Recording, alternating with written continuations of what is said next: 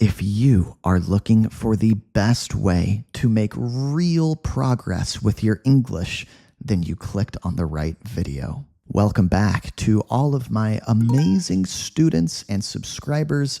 In today's deep work lesson, we are going to learn English in my favorite way ever, with a short story. Yeah, today we will be taking a look at a classic story, The Emperor's New Clothes. Here's the plan for today. We will begin with a quick read of the story. Yeah, for this part, you can just sit back, relax, and listen as I read the story to you the first time, just to get a bird's eye view of the story. Yeah, just to get a general feel for the story. Following that, we will move on to a vocabulary breakdown, taking a closer look at some of the more challenging language used in the story to make sure that we can understand everything crystal clear. In part 3 of today's video, we will return to the story for a deep dive, going line by line and really picking apart the language of the story. This part 3, is the real meat and potatoes of my video.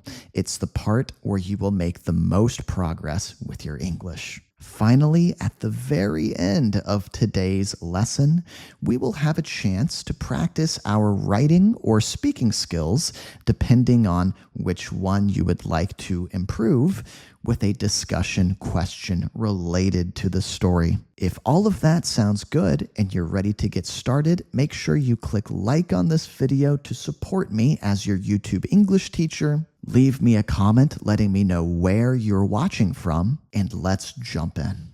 All right, guys, starting off with a quick read of the story. Once again, all you need to do is listen. Pay attention to the story. I will read it for you quickly the first time. Here we go. The Emperor's New Clothes. Once there was an emperor who was obsessed with wearing the finest clothes. He loved parading around in elaborate outfits, and everyone in his kingdom admired him. Well, at least they pretended to. One day, 2 cunning tailors showed up at the palace, claiming they could create the most magnificent clothes ever made, so magical, in fact, that they would be invisible to anyone who was stupid or unfit for their job. Naturally, the emperor was intrigued. Without hesitation, the emperor commissioned the tailors to craft the clothes for him. Days went by, and the tailors worked on what seemed like thin air, but the emperor didn't question it. He feared being seen as foolish, so he decided to go along with the plan, even though he couldn't see the clothes. When the big day finally arrived, the emperor paraded through the streets in his new clothes. He had no clue that the tailors had made up the whole thing. His helpers, who didn't want to look foolish either, praised the invisible clothes. So did the many people watching on the streets for fear of being mocked. But a small child with no fear of judgment called out the emperor. "He's not wearing anything at all. He's naked." The emperor was shocked, but he knew the child was right. He had been tricked. Realizing he had been deceived, the emperor tried to maintain his dignity, but the blunder turned out to be too big for anyone to ignore. The emperor learned a valuable lesson that day. A fear of looking foolish often makes us look like a fool. Okay, awesome, guys. That was just a brief, quick, fast read of the story. If some of the language felt unclear or too difficult, too hard for you, then don't worry, because we are going to spend the rest of this video really taking a close look at the language used in the story. Now, in the vocabulary breakdown, I'd like to focus on phrasal verbs. Yeah, phrasal verbs. The first one I want to talk about is make up. What does it mean to make up something? It means to create or fabricate a story, lie, or excuse. Some synonyms could be, fabricate. If you fabricate a story, you make up a story that isn't true, right? We could say fabricate. We could say concoct. If you make up a lie, if you concoct a lie, it means the same thing. We could also say spin a tall tale. A tall tale means a story that's not true, right? Or we could say spin a lie. These are all different ways of saying the same thing, of saying you make up something. Let's take a look at some example sentences. The tailors made up a story about the magical qualities of the clothes, right? They told the emperor, the ruler of this land, they said to him, if you are stupid, then you can't see the clothes. They said that the clothes have this magical quality, this magical thing about them. So, of course, the emperor did not want to look stupid, so he claimed that he could see them, right? This was just a story that the tailors made up. It was a tall tale that they spun for the emperor. It was a lie they concocted. It was a story that they fabricated in order to trick the emperor. Here's another example, unrelated to the story, so this has nothing to do with today's story. He made up an excuse to avoid attending the meeting. Okay. Attending just means, you go to something, you show up to something. So it sounds like this guy really wanted to avoid the meeting. He did not want to go. So what did he do? He made up an excuse. He spun a lie. He fabricated a story. He concocted a story. He made something up. He found some kind of excuse that was not true so that he did not have to go. Have you guys ever made up an excuse to get out of work, or in other words, avoid going to work? You can let me know down in the comments section. Another phrasal verb I'd like to talk about is go along with.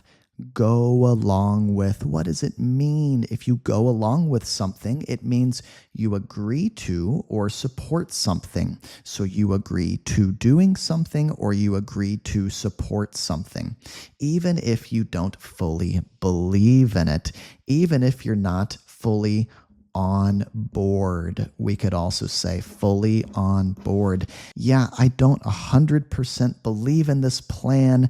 I don't really think it can work, so I'm not fully on board, right? Some synonyms for go along with could be you support something, you comply, you agree, you give in to do something. In the story, we saw the emperor went along with the tailor's lie, pretending to see the clothes, right? So even though he could not see the clothes himself, he still went along with it. He still complied with their demands. He still supported this idea of the clothes being magic, having magical qualities, and anyone who can't see them is stupid. All of these ideas he supported. He agreed to all of this, and he went along with it. Yeah, when the tailors made up all this stuff, he gave in and he followed along. An unrelated example sentence here,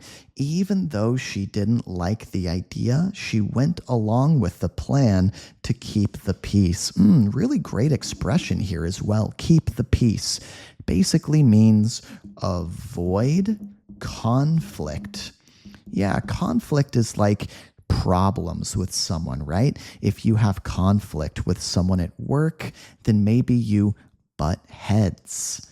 You butt heads could be another way of saying that. You don't see eye to eye could be another way of saying that.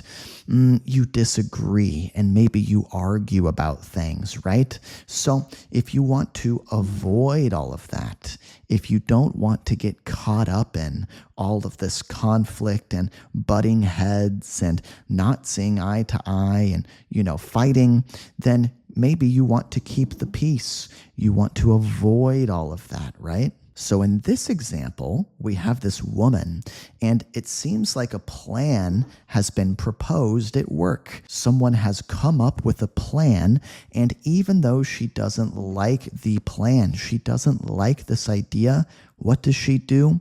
Does she butt heads with the person about the plan? Does she get into some conflict with the person who came up with the plan? Does she start a fight, start an argument? No, she decides she's going to go along with it. She's going to comply. She's going to give in. She's going to support the plan. She's going to agree to go along with the plan in order to keep the peace. In other words, because she wants to avoid all of these negative things, right? Let's pretend that at work, your boss suggested a plan that you thought was a bad idea. What kind of employee are you? Are you the kind of person who would just go along with it and say, you know what, boss, you're right, let's do your plan? Or would you butt heads with your boss? You can let me know down in the comments. The next phrasal verb I'd like to talk about is call out. What does it mean if you call someone out or call something out?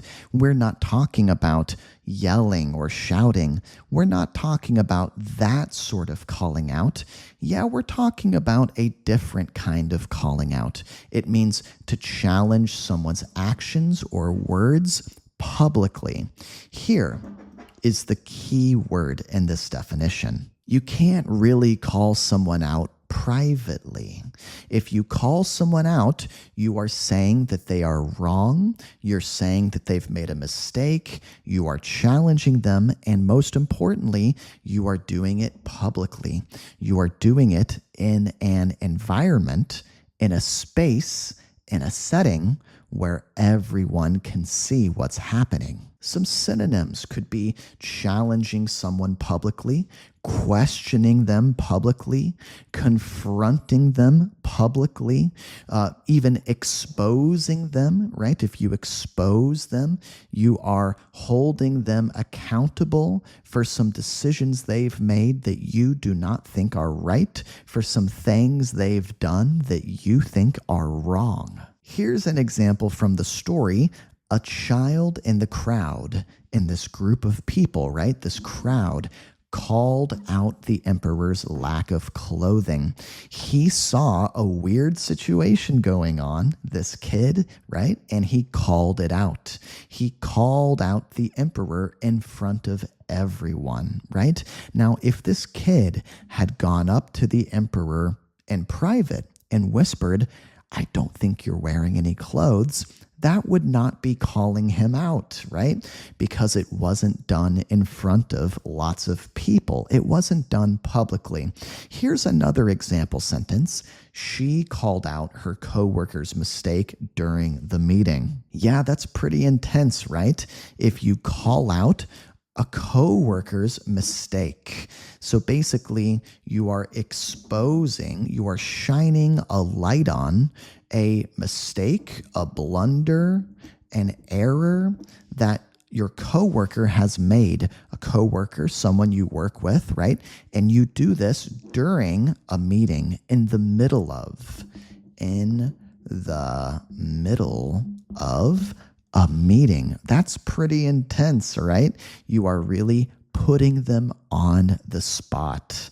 Yeah, you're putting them in a pretty uncomfortable position. But you know what? If the mistake is really bad, maybe they should be called out, right? Down here, just for fun, I'm going to draw a picture of somebody calling someone out, right? Look, they're pointing a finger at this person. The person looks shocked. Maybe they weren't expecting to get called out, but this guy is ticked off. He's really mad. Maybe we could even say he is irate. Irate means super mad. He's furious, right? This guy has made a big mistake and he's made him mad. So person A is calling out person B. And look, there's lots of people watching from the sidelines.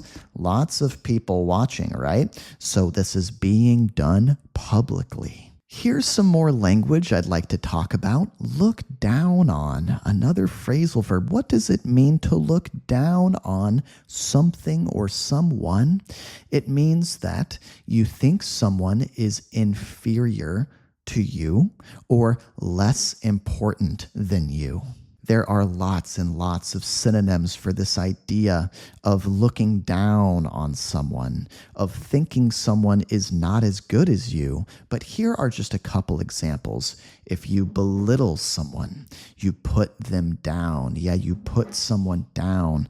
If you demean someone, disparage someone, deride someone, these are all different ways of saying that you treat someone as not being as good as you. You treat someone in a way that makes it seem like you think they are worse than you. You treat them in a manner, in a style that reflects what you think, and you think that they are worse than you, inferior to you. In the story, we saw the emperor looked down on anyone who doubted his new clothes, right? Now, why does the emperor do this? The emperor really bought in to this lie that the tailors spun, to this false idea that the clothes are magic and anyone who can't see them is stupid, right? That's what the tailors, or the people who make clothes, told the emperor, right? They said, if someone can't see these clothes, it means they are stupid. It means they are bad, right? And so anyone who doubts that the emperor is actually wearing clothes, how does he feel about them? He looks down on them. He sees them as being inferior to him. He thinks they are less important than him. He wants to demean them. He wants to put them down. He wants to deride them, disparage them, belittle them, because in his mind, they are worse than him because they can't see the clothes, and he believes this fake story about the clothes. Here's another example unrelated to the story. They always look down on people who don't share their opinions. Kind of an interesting example, right? So we have them, right? They, and what do? They always look down on people. People who do what? People who don't share their opinions. So yeah, maybe these people think it's very important to share opinions. And if someone is not willing to speak up, if someone is not willing to be vocal or speak up, right, about their opinions, then they really don't respect that.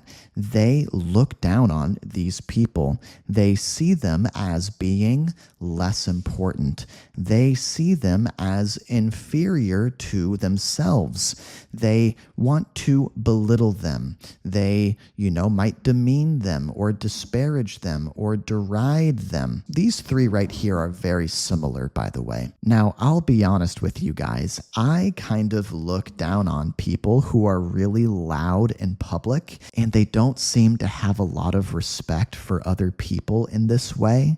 Maybe they're having a loud phone conversation on a bus, a crowded bus, or on a crowded subway, right? And everyone else is being quiet, but they are being super loud. I kind of look down on this type of person. I look down on this behavior. Now, I wouldn't go as far as to demean them or deride them or belittle them or disparage them or actually go and put them down. I wouldn't actually do something about it. but I do think that I would look down on them. I would see this kind of behavior as being kind of trashy. Is there a behavior that you guys look down on? Another way of thinking about it is that you don't approve, right? You don't approve of this behavior. Is there a kind of behavior that you guys look down on? You can let me know once again in the comments section. All right, guys, one last phrasal verb to discuss together, and then we are going to return to the story for a deep dive. I want to talk about turn out. What does it mean, turn out? It means to have a particular, we could also say specific, a specific result or an unexpected result. Another way of thinking about this could be like, to everyone's surprise, something happens. People didn't expect it to happen. People didn't think it would happen, but it did, right? So here's an example from our story today. It turned out that the clothes were never real in the first place. So this is a big reveal, right? This is something totally unexpected. Everyone was shocked by this. We could also say it was a twist. There was a twist in the story, right? It turned out it was unexpectedly revealed that the clothes were never real in the first place. Here is this phrasal verb used in a slightly different way. The event turned out to be a huge success despite the bad weather. So even though there is this bad weather, right? The event, some big event going on, in the end, it turned out to be a huge success, right? It was a victory in the end, even though there was bad weather. So, people were looking at this bad weather and they were maybe thinking, man, I don't know about this event. This event is not looking promising. This is not looking like it's going to be successful, right? But then, to everyone's surprise, there was a twist. There was this big reveal. There was an unexpected result, which is that the event turned out to be a huge success, even though there was bad weather. All right, we made it through the quick read. We made it through the vocab breakdown. Now it's time to go back to this story. We're going to return to the emperor's new clothes, and this time we are really going to roll up our sleeves, and we're going to get our hands dirty in the language of this story. Yeah, we're going to take a really close look at every single word, going line by line. Now, guys, this is a really great opportunity at this point in the video. If you haven't done so yet, leave me a like, leave me a comment, make sure you are subscribed, maybe even share my videos with a friend or become a channel member. These are your ways to support me as your YouTube English teacher. All right, let's dive in. The emperor's new clothes. We know what an emperor is, right? Kind of like a king, a ruler, we could say. Someone who rules over an area or a group of people is an emperor, okay? So the emperor's new clothes. Once there was an emperor, a ruler, right, who was obsessed with wearing the finest clothes. If you are obsessed with something, that means you cannot stop thinking about it. It is stuck in your head. You spend a lot of time thinking about it. So we have this emperor here. What is he obsessed with? He's obsessed with wearing clothes, but not just any clothes, not just ordinary clothes, right? He's obsessed with wearing the finest clothes. So another way of thinking about finest is just best or highest quality, right? Of all the clothes in the land, this emperor is obsessed with wearing the nicest, the best, the highest quality clothes. He loved parading around in elaborate outfits, and everyone in his kingdom admired him. Well, at least they pretended to. So if you parade around, right, then that means you are kind of showing off. You're walking around and you're showing off. You're very proud of something, right? So he's parading around because he has these elaborate outfits. An outfit is just like a set of clothing, right? Elaborate means, ooh, it's very detailed. It's very intricate.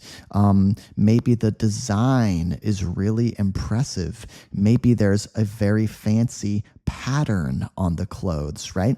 Something about it is really impressive and really special. Okay, so, this is what the emperor loved to do.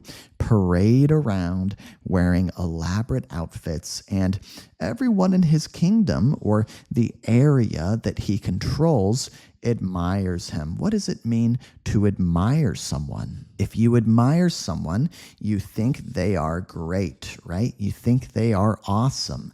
You think they are wonderful. So, he thinks that everyone in his kingdom admires him, but it sounds like they're just pretending to. So moving on, one day something happens. Two cunning tailors showed up at the palace, claiming they could create the most magnificent clothes ever made. Let's stop there. Okay, so we've got cunning tailors, right? If you are cunning, then you are really, really intelligent. You are really, really smart if you are cunning. And cunning is kind of a little bit crafty too, a little bit sneaky.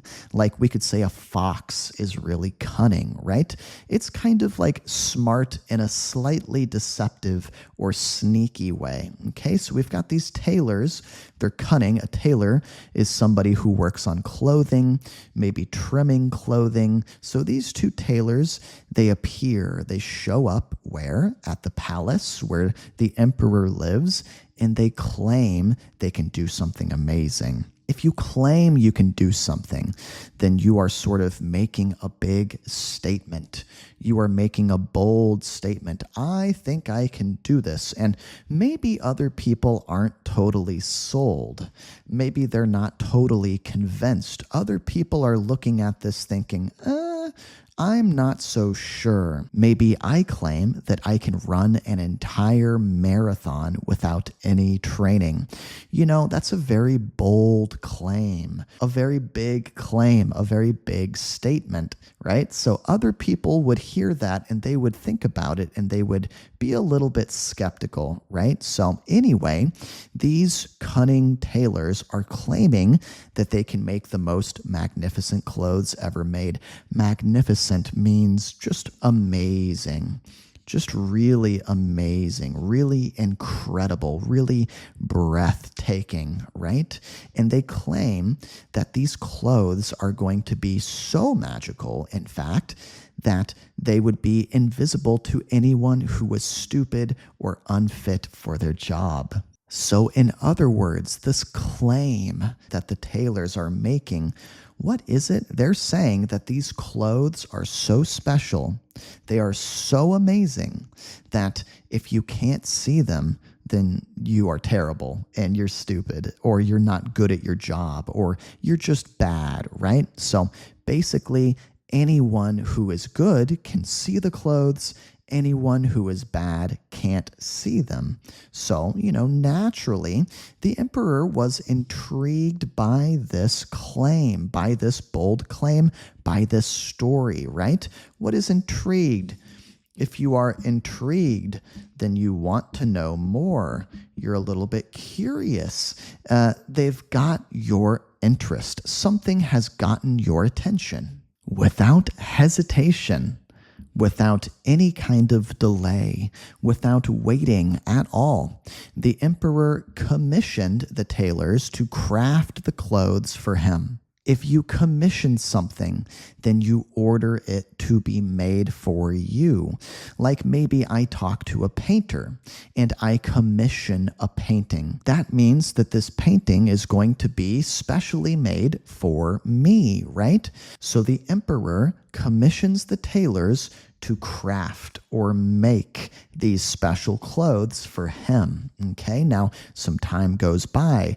Days went by, and the tailors worked on what seemed like thin air. Just another way of saying nothing. Seems like nothing. But the emperor didn't question it. He didn't make his suspicions known. He didn't raise the alarm. He didn't confront the tailors, right? He didn't try to talk to them about it. He just let it go. He just let it slide. Why did he let it go? Why did he let it slide? Well, he feared being seen as foolish or stupid or inferior or bad, right?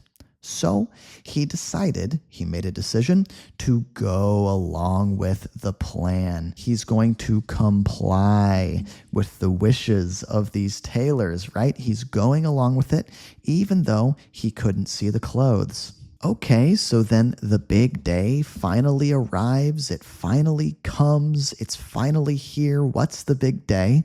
The emperor's magic clothes. His magnificent new outfit is finally finished. So he puts it on. He's pretending, right? Like he can feel the clothes. He's saying, wow, these look amazing. These look so good. Even though he can't feel anything, he can't see anything.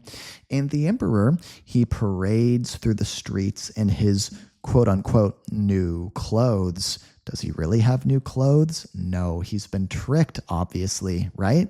He had no clue. He had no idea that the tailors had made up the whole thing.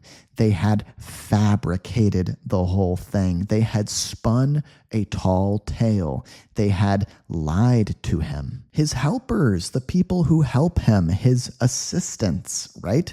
They didn't want to look foolish either, so they praised the invisible clothes.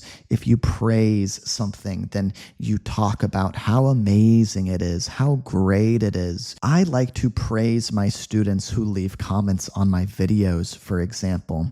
Yeah, people will leave me a comment letting me know how hard they are working, telling me more about their English journey, and I make it a point to praise them, to, encourage them, because I think verbal encouragement is really important, right? So no one is saying anything about this crazy situation. Everyone is pretending like they can see the clothes, and they are praising the outfit, singing praises of the outfit, right? Talking about how great it looks when in reality they can't see it at all. And not just the helpers, so did the many people watching on the streets. Yeah, the people watching from the streets, the onlookers, right? The people watching all of this happen, they praise the clothes as well. They turn to each other and say, hey, did you know that if you can't see the clothes, you're stupid? And the other person says, oh, of course, I see the clothes. They look so cool. They look beautiful. Why? Don't you see the clothes? They're doing this because they are scared of being mocked. They are scared of being made fun of. They don't want people to ridicule them. They don't want other people to put them down or, do mean things to them. They do not want to be the butt of the joke. But then something really interesting happens. I love the twist in this story. A small child, just a little kid with no fear of judgment because he's so little, right? He's not scared of being judged. He's not afraid of other people putting him down. He called out the emperor. He really exposed him. He really put him on the spot. He challenged him publicly. He said, he's not wearing anything at all. He's naked. He's nude. He is without clothes, right? The emperor was shocked. He was stunned. He couldn't believe it. But he knew the child was right. He knew the child was correct. He had indeed been tricked. Realizing he had been deceived just means tricked, right? The emperor tried to maintain his dignity. Ooh, this is pretty difficult. If you maintain your dignity, maintain means to keep, right? Or to hold on to something, to not let something go. So he wants to keep his dignity. Dignity is a very tricky word to understand and explain. But an easy way to think about it is just respect, right? He wants other people to continue to respect him. He wants to maintain his dignity, but the blunder means mistake, right? This big mistake that he's made, this big error that he's made, it turned out to be too big for anyone to ignore. Yeah, they can't look the other way. I mean, the emperor has made such a big mistake that I don't think he's going to be able to hang on to his respect. I don't think he's going to be able to keep his dignity. I don't think he will be able to maintain his dignity. So, the emperor learned a valuable lesson that day, a valuable lesson, a very important lesson, a lesson that is very much worth learning, right? What was the lesson? A fear of looking foolish often makes us look like a fool. Yeah. If you think about this story, the people who looked like fools at the end of the story were all the people who were scared of looking foolish, so they just went along with the tailor's plan. The only people who don't look like fools at the end of this story are the kid and the tailors, right? If you have made it this far in the video, you are doing such a fantastic job. And as your YouTube English teacher, I'm very proud of you. So take your hand, give yourself a pat on the back because you deserve it, my friend. Now, what I'd like to do for the rest of this video is dive into a discussion question. Now, there's two ways we can do this, right? You can practice your speaking skills, or you can practice your writing skills if you are not in a place where you are able to speak out loud. Here's the question I want to take a look at. What was a situation you were in that turned out to be way better than you expected, using this phrasal verb that we learned today, turned out? So, in other words, was there a situation you were in? Maybe it was a new environment. Maybe it was a party, maybe it was a trip that you took, and you weren't expecting much. Your expectations were low, or maybe you even thought it was going to be very bad, right? But then in the end, it far exceeded your expectations. In other words, it turned out to be way better than you expected. You were pleasantly surprised. So here's what we're going to do. I'm going to take 30 seconds and I'm going to respond to this, and then it will be your turn.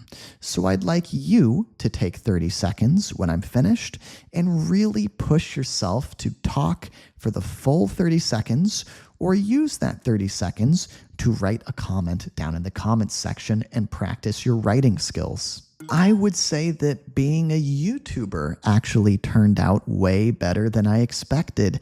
I had very low expectations going into this project, into this YouTube channel, and I was even, to be honest, scared of looking foolish, just like the emperor.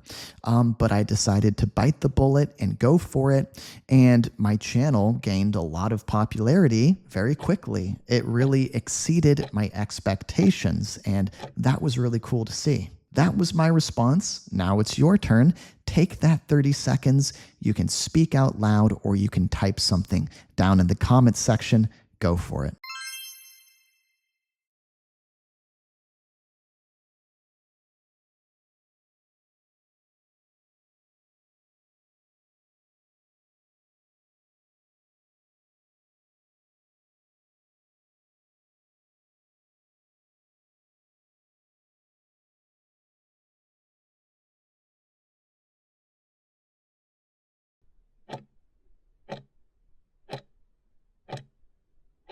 I'd like to take a moment and give a huge thanks to my channel members. These are people who have joined by clicking join on YouTube, or they've gone to patreon.com/EnglishWithConnor, and they support me for $5 a month. Now they get some things back in return for doing so. They get PDFs for all of my lessons, and this really improves the quality of my lessons because they can sit down with a paper PDF or with a digital PDF and really personalize my lessons for themselves, right? But they also get hours and hours of bonus videos, and sometimes they even get early access to my videos. They get to watch them before anyone else. So if you are on the fence about becoming a member, you're not sure if you want to or not, try it on Patreon. If you go to Patreon, there is a 1-week free trial option. You can try it out, see if you like it or not. And to all of the people who have decided to support me for the price of a cup of coffee, I want you to know that it means so much to me. My members make my work possible. So thank you guys for all of your support of me and what I do here on YouTube. To use some vocab from today's video, I hope that becoming a member turned out even better than you expected. And if you are in the middle of a study session, don't stop now. I'm going to put another one of my videos up on the screen. Keep going. I will meet you there.